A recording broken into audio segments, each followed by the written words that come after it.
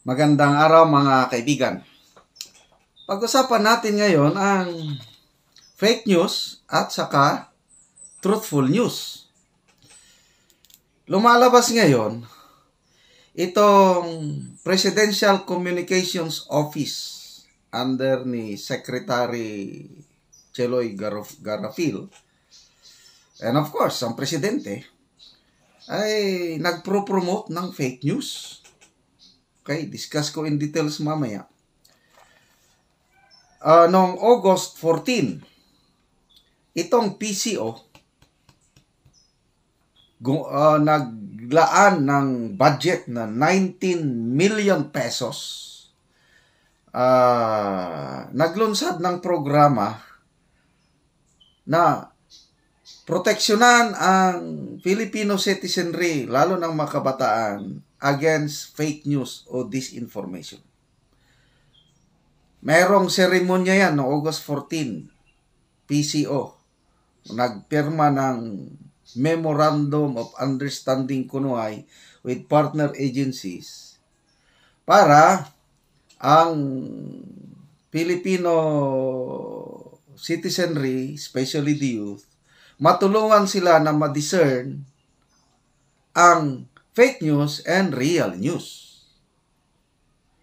Kailang ang klarong target nila itong programang ito is tinatarget nila ang social media influencers, vloggers, katulad ni Madam Maharlika, Sasasot, at kasama na rin ako, nakisawsaw na rin, na kami daw ang purveyors, kami daw ang author ng fake news. Kaya ito, ang PCO, naglunsad ng programa para hindi mabiktima ng fake news ang taong bayan. Okay. So, tingnan natin sino ang nagpapalaganap ng fake news. Very recent example dito sa pagbisita ng Pangulong Marcos sa Saudi Arabia. Okay? May post ang PCO, Presidential Communications Office. Anong sinasabi? Di ba? Nagbisita ang Pangulong Marcos sa Filipino community. Nako, ang kanilang post, ganito ang nilalaman. Okay. After 40 years, na isang Pangulo ng Pilipinas, si President Marcos Sr., binisita ang Kingdom of Saudi Arabia, tinignan ang kalagayan ng mga Filipino workers. Kasi ang mga OFWs natin nauna Saudi. OCW pa nun. Contractual workers, ganun. Contractual workers. Binisita ni Marcos Sr.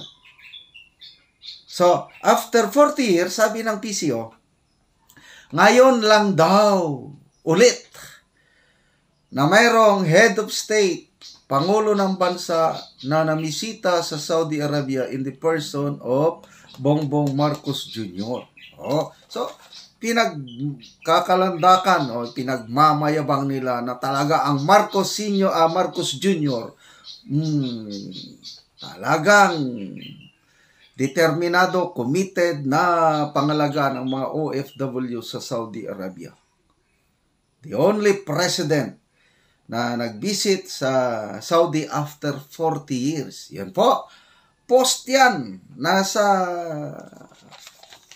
internet.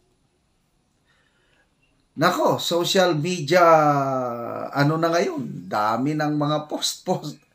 Hindi ka na pwedeng manloko sa taong bayan. Okay.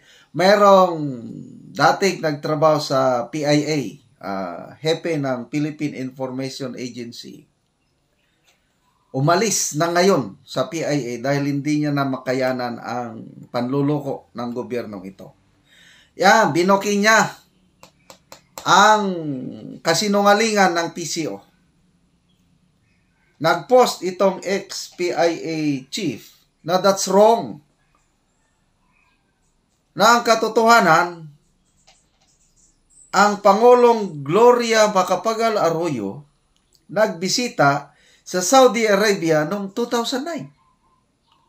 At ang Pangulong Duterte nagbisita sa Saudi Arabia 2017. So may dalawang pangulong nagbisita. Bakit itong PCO nagmamayabang na after 40 years, yung bisita ng Marcos Sr., ngayon lang, Marcos Jr. na binisita ulit. Sino ngayon ang fake news? Di sila, Malacanang. Ganyan po ang gobyerno natin ngayon. Bing kasinungalingan. Kaya talagang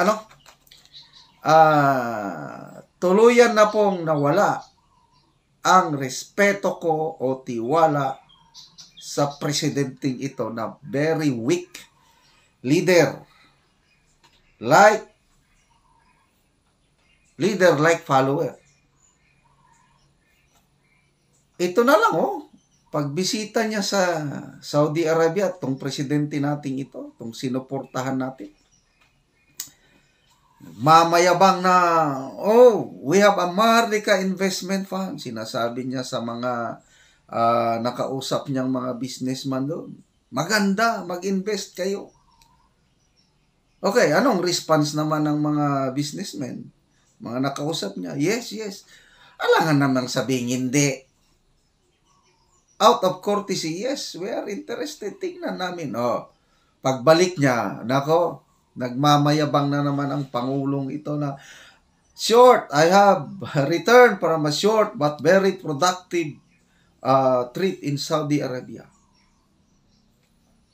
Ang laki ng interest ng Saudi Arabia na mag-invest sa ating Maharlika Investment Fund. Ay, nako. Mayroong OFW sa Israel. Nagpadala sa akin ng video. Ang video, hindi ko pwedeng i-upload dahil baka ma-copyright claim ako. Ang video is a reel, short reel sa Facebook na Saudi Arabia is ipababagsak nila ang economy ng Dubai in the next few years. Bakit? Kasi ang Dubai ngayon, nandyan yung tallest building in the world. Nakalimutan ko yung pangalan. Tapos maraming mga turista nagpupunta sa Dubai dahil nga sa maganda.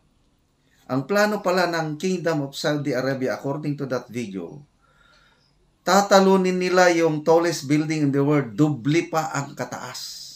Mag-i-invest ang Saudi Arabia ng tallest building in the world at saka ng mga tourist spot sa Saudi Arabia pantapat, panlaban sa Dubai.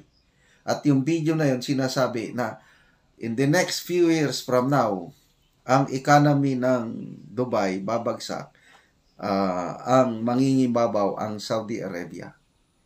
Kaya sabi ng OFW sa akin, hindi ako maniwala, sir, na mag-invest ang Saudi Arabia sa isang bansang katulad natin na puno ng kurakot. Ay, grabe. Tignan ko dito yung kanyang message. Talagang nakakarimarim, sabi niya. Tignan ko na, basahin ko yung kanyang. Although, hindi ko na babanggitin yung So yan, pinadala niya yung, iparinig ko lang yung parinig ko yung boses, yung video tungkol sa investment, yung plano ng Saudi Arabia. Saudi Arabia is going to bankrupt Dubai very soon, and they can do nothing about it. A large part of Dubai's economy depends on tourism and tourist attractions, including the largest indoor aquarium and highest infinity pool. Most of the millionaires in the world live in Dubai. It gets even more cool. They practically own half of the Guinness World Record book, and that's all going to change in some years. The current tallest building in the world is Burj Khalifa, which stands at over 2,500 feet and brings in hundreds of millions of dollars to Dubai every year. Last month, Saudi Prince Mohammed bin Salman announced the largest building in the world that will be twice the size of the Burj Khalifa. Not only that, the biggest structure ever made by mankind is going to happen by 2030. The one and the only, the Line. So, Yun. Last month, nag-pronounce na ang Crown Prince ng Saudi Arabia. Dodoblehin nila ang taas ng Burj Khalifa. So, I don't know what will happen. No. So, ito na yung message ng OFW.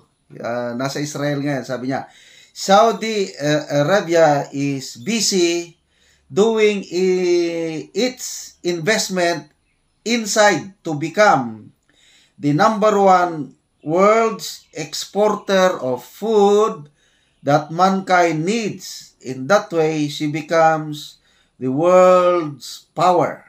I shared this video because I never believed that Saudi Arabia has the interest to invest in a very corrupt country like us. Ang kailangan ng Saudi Arabia sa Pilipinas ay mga skilled and professional workers 100%. Okay? OFW ito Talagang ang laking tulong ng Saudi Arabia natin yung tinatanggap nila ang ating mga workers kasi napatunayan na natin na ang Pilipino masipag, madiskarte. So, yan. Padala tayo ng mga workers doon. So, yun ang nakakatulong sa ating ekonomiya. Kaya lang yung mag-invest sila sa Pilipinas, hindi ako maniwala. Kaya nga, itong presidente natin, bolero,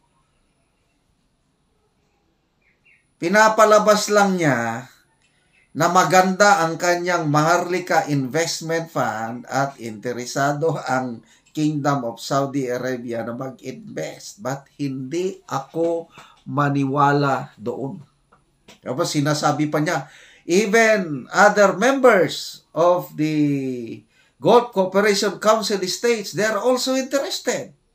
Tinanong ng media, which country are interested aside from Saudi? Wala. Ay, bolero itong presidente na ito. Ngayon ko lang napagtanto na wala. Marunong lang magsalita. Kaya ako nabudol-budol ako sa pagsasalita niya. Para bang totoo? Kaya lang. Hanggang salita lang. Walang aksyon. SONA. Speech only, no action. Yan po ang ating presidente. Nabudol-budol tayo. So, kayo dyan sa Presidential Communications Office, huwag niyong lukuhin ang sambayan ng Pilipino. Hindi nyo na pwedeng malinlang ang Pilipino ngayon dahil social media age na ngayon. Daming mga rebuttal, mga dyan. Kaya, magtarong kayo kung sa Bisaya. Umayos kayo. Huwag niyong lukuhin ang sambayan ng Pilipino.